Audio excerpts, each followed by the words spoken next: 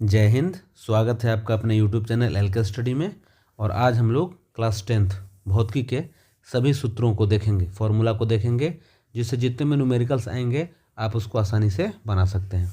तो चलिए शुरू कर देते हैं। तो चलिए सबसे पहले भौतिकी का सूत्र एक कौन से कक्षा के लिए है? क्लास 10th के लिए है। सबसे पहले प्रकाश के परावर्तन से एक नंबर में F बराबर R/2। F क्या है? फोकस दूरी है और R है वक्रता त्रिज्या। यानी अगर फोकस दूरी निकालना हो आपको और दिया हुआ है वक्रता त्रिज्या तो उसमें 2 का भाग दे करके आप निकाल सकते हैं। अगला नंबर 2, दूसरा नंबर है दर्पण सूत्र। बहुत ही इंपॉर्टेंट फॉर्मूला है। 1/F बराबर 1/V plus 1/U।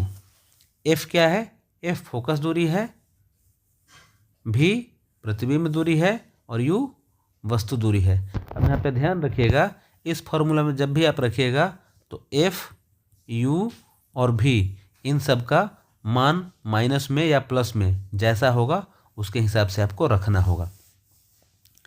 Third number है आवर्धन। अगर आपको आवर्धन निकालना है तो आवर्धन M बराबर H'/H। यहाँ पे जो लिखा हुआ है ऐसे, इसको हम लोग डैश पढ़ते हैं। तो H' बराबर प्रतिबिंब का ऊंचाई और H बराबर बिंब यानी वस्तु का ऊंचाई।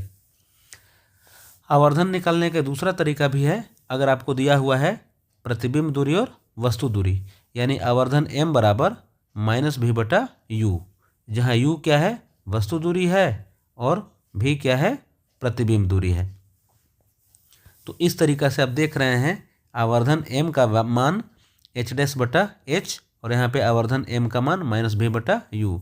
तो दोनों का LHS इक्वल है, इसलिए RHS इक्वल हो जाएगा और यहाँ पे H/H' और बराबर -V/U यहाँ पे लिख दिया गया है। तो यह भी एक फॉर्मूला है, आप यूज़ कर सकते हैं।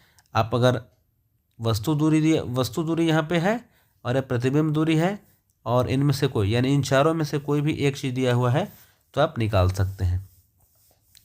अगला क्या है? प्रकाश का परावर्तन। प्रकाश के परावर्तन से कुछ फॉर्मूला को देख लीजिए। अपवर्तनांक N बराबर sin I/sin R। I क्या है? आपतन कोण है और R क्या है? अपवर्तन कोण है। इसको स्नेल का नियम भी कहा जाता है। इसको क्या कहा जाता है? स्नेल का नियम। अच्छा, अब अपवर्तनांक हम लोग कैसे निकालेंगे?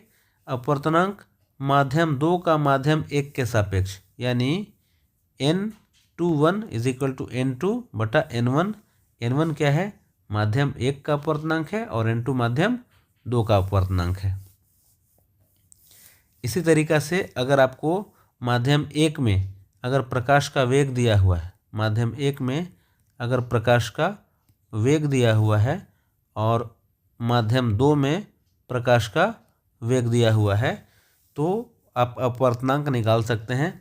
माध्यम 2 का माध्यम 1 के सापेक्ष अपवर्तनांक है ना। तो ये प्रकाश का चाल है और ये भी प्रकाश का चाल है, लेकिन माध्यम 2 में है। यहाँ पे लिख दिया गया है C1 बराबर माध्यम 1 में प्रकाश का चाल और C2 बराबर माध्यम 2 में प्रकाश का चाल। तो इसमें आप भाग देके आप निकाल सकते हैं। और माध्यम 1 का 2 के सापेक्ष बराबर 1 माध्यम 2 का 1 के सापेक्ष, यह भी एक फॉर्मूला है। नेक्स्ट,